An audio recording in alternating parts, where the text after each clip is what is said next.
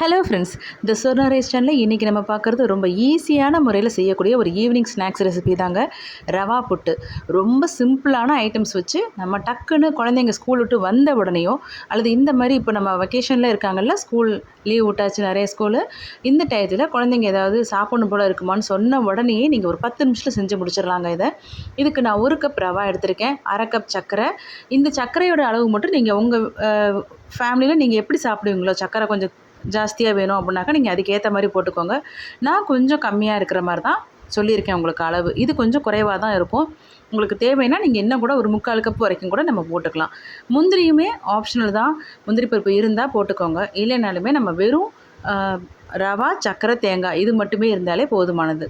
நம்ம இப்போ முந்திரியை வந்து நான் லைட்டாக வந்து செவக்க வறுத்து எடுத்து வச்சுக்க போகிறேங்க.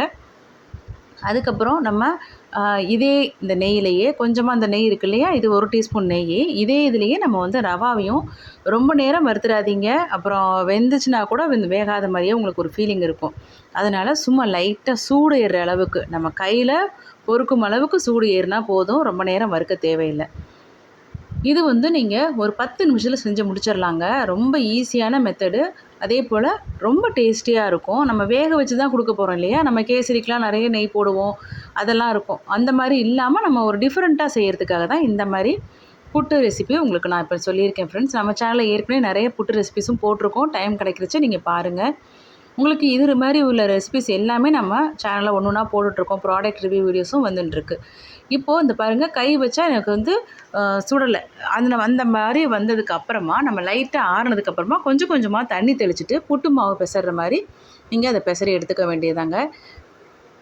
உடனேவே செஞ்சிடலாம். நம்ம இதை கொஞ்சம் நேரம் வைக்கணுங்கிற அவசியம்லாம் இருக்காது. இப்போது இந்த அளவுக்கு கன்சிஸ்டன்சி பார்த்துக்கோங்க. இது ரவாங்கிறதுனால நீங்கள் தண்ணி ஊற்ற ஊற்ற இழுத்துட்டே தாங்க இருக்கும். அதனால் நீங்கள் ஒன்றும் இது பண்ணிக்க வேண்டாம், ஒரி பண்ணிக்க வேண்டாம். என்னடா நமக்கு பக்குவம் தவறி போயிடுச்சோ அப்படிலாம் நினைக்காதீங்க. இந்த மாதிரி பிடிக்கவும் வரணும் கொழுக்கட்டை ஷேப்பில். அதே போல் நீங்கள் உதிர்த்து விட்டிங்கன்னா அது உதிர்ந்து போகணும். அந்த மாதிரி இருந்துச்சுன்னா தான் புட்டு உங்களுக்கு ரொம்ப அப்படியே சாஃப்டாகவும் இருக்கும். அட் த சேம் டைம் உங்களுக்கு நல்லா உதிராக கிடைக்கும். இந்த மாதிரி நம்ம இட்லி பாத்திரத்தில் நம்ம வந்து தண்ணி வச்சு இங்கே பாருங்கள், நல்லா ஆவி வர்ற அளவுக்கு ஆனதுக்கப்புறமா நான் வந்து ஏற்கனவே ஒரு 5 நிமிஷமாக ப்ரீ ஹீட் பண்ணிகிட்ருக்கேன். இந்த மாதிரி நம்ம ஒரு துணி போட்டு வேக வச்சிங்கன்னா ரொம்ப நல்லாயிருக்கும்.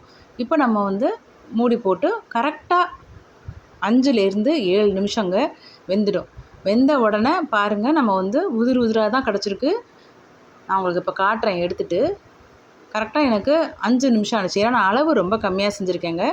நான் செஞ்சுருக்கிற அளவு வந்து ஒரு 100 கிராம் தான் ரவா எடுத்து நான் இப்போ செஞ்சு காட்டியிருக்கேன். நீங்கள் இதுக்கேற்ற மாதிரி நீங்கள் இப்போ நம்ம கப் சைஸில் தான் நான் உங்களுக்கு வந்து மெஷர்மெண்ட் சொல்லியிருக்கேன். 1 கப்புனா நீங்கள் 1/2 கப் சர்க்கரை போட்டுக்காங்க அப்படின்னு நான் சொன்னேன்.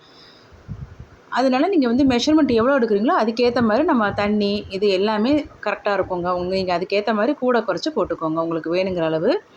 இப்போ இதுக்கு வந்து தேங்காய் துருவல் முதல்ல நான் காமிக்க விட்டுட்டேன் உங்களுக்கு வீடியோ எடுக்கிறச்சே. தேங்காய் துருவல் நல்லா ஃபைன் துருவலாக திருவிக்கோங்க. வெறும் அந்த ஒயிட்டாக ப்ரௌன்லாம் வராதபடி பார்த்து திருவிக்கோங்க. அது வந்து ஒரு 1/2 கப்பு. நம்ம 1 கப்பு அந்த ரவா எடுக்கிறோன்னாக்கா 1/2 கப் சர்க்கரை, 1/2 கப் தேங்காய் துருவல் இதான் சேர்க்குறோம்.